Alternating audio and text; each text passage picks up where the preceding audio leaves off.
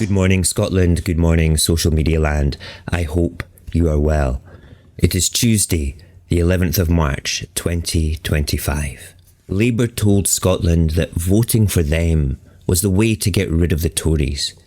They promised an end to cruel austerity, support for struggling families, investment in industry, and relief from the cost of living crisis. They built their campaign on the idea of change, but it was a lie. Within months of taking office, Labour has not only failed to reverse the worst of Tory policies, but it's reinforced them. The very first major vote of the Labour government saw them refuse to scrap the two-child benefit cap, a policy designed to punish low-income families for having more than two children. Scottish Labour MPs who claim to represent the people of Scotland lined up to follow Keir Starmer's orders instead of fighting for the children trapped in poverty because of Westminster policy.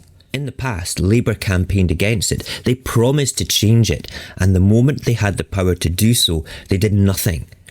The excuse? It wasn't in our manifesto.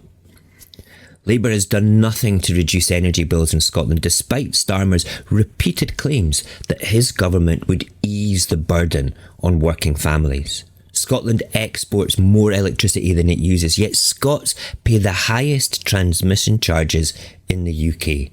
Labour could have tackled this. They could have reformed the energy market, capped prices, or followed through on their so-called green investment plan.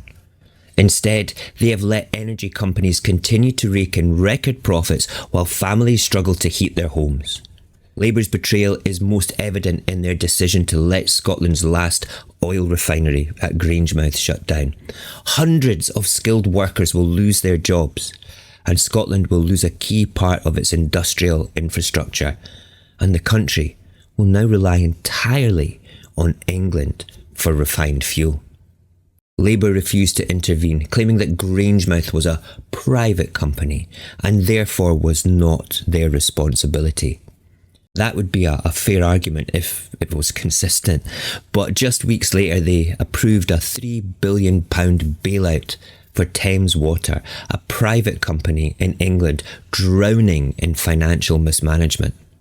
They refused to lift a finger to save Scottish jobs, but when an English company needed saving, they handed over billions without hesitation. Scottish pensioners have also been abandoned by Labour's broken promises.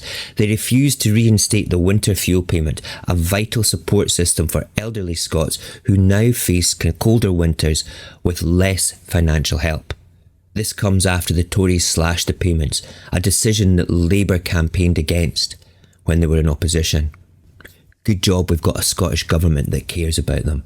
Good job that the Scottish government put things in place to help our pensioners. Labour has also doubled down on universal credit cuts and sanctions, pushing more disabled people and unemployed people into hardship. They are freezing personal independence payments. They are making it harder for disabled people to afford the essential costs that comes with their conditions. They are cutting support for those deemed unfit to work, forcing them into deeper poverty under the false promise that this will push them into employment. This is the same rhetoric the Tories used for years. Labour's Work and Pension Secretary even has gone as far to say is that people on benefits are taking the mickey. Labour's economic policies are no different from Tory austerity. They are cutting welfare, starving Scotland of investment and handing out public money to English corporations while ignoring Scottish industry. They are proving with every decision that Scotland's role in the Union is to provide wealth while receiving as little as possible in return. They are continuing to funnel Scotland's energy, resources and tax revenues into the UK Treasury while slashing services and forcing the poorest people to pay for the financial mess of Westminster. Scottish Labour MPs are nothing more than lobby fodder for Starmer's Westminster government. They have refused to stand up for Scotland on every major vote since Labour took power. They could have fought for the removal of the two-child benefit cap. They could have demanded intervention at Grangemouth. They could have insisted on an energy policy that stops Scotland from being exploited. Instead, they have remained seated, obediently following the party line while pretending to represent the interests of Scotland. This is not what the people voted for. People were told that voting Labour would be different, that it would mean an end to Tory rule, an end to austerity, an end to cruel cuts, and a government that would finally work for the people, that would put Scotland at the beating heart of the UK government. Aye, right, the beating heart of government, my swinging cod. Yes men and lobby fodder, dazzled by the lights of political office and the gravy train that they are now on. The reality is clear. Labour is no different from the Conservatives. In fact, they are worse. Labour is just another unionist government making decisions for Scotland that benefit Westminster at Scotland's expense. But remember, you voted for this. This is your union, and you best own it and the problems it generates. Wouldn't happen in an independent Scotland. You know, when I look back to last year and I think to myself, why did, canny Scots, good people, vote for Labour? And I think to myself, they probably just had enough. They had enough of Tory austerity. They had enough of corruption and basically. And it's understandable. And they expected more from the Labour Party. They have the power. They have the backing of the Treasury, the economic buttons and levers that they can do to change things. But they don't. They make it worse. Then you look at the Scottish Government. The Scottish Government who wants things better for Scotland, who work hard to make things better.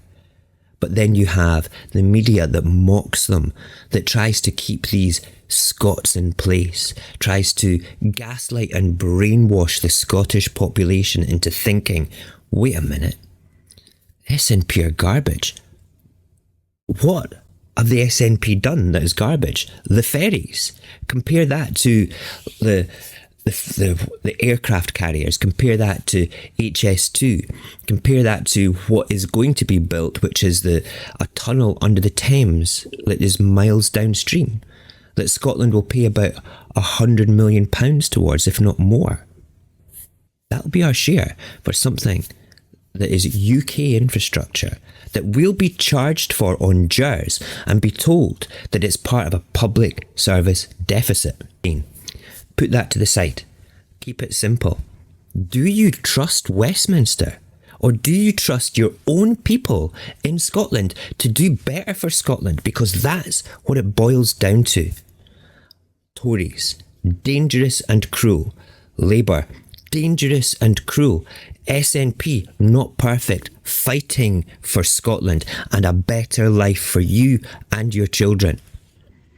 If we had independence, do you think for 1 second it would be the SNP in power? Maybe for the first term, maybe for the second term. But it would change. The political landscape would change right across Scotland. And you would have smaller parties or bigger parties would form. Things would be different. And the biggest difference of all would be people from Scotland making decisions in Scotland for you and your families. This is far better than being in a subservient position like house jocks getting scraps from Longshank's table. Disgusting. You need to wake up, Scotland. You need to start thinking right now, because next year will be the last chance that we will probably get in our lifetime to prove to the world that we want independence. And independence is the way. Independence will make things better. Not by waving a magic wand, but by retaining our wealth, by investing it in our own country and our own people, and moving forward properly with the values that we have as Scots. Remember that. Thank you for watching. Tomorrow we will be looking at why do Scots keep falling for the same old Westminster lies. Hope you can join us then. This is our land, this is our time. No chains can hold a heart so wild. We rise, we fight, we take our stand for Scotland's future hand in hand.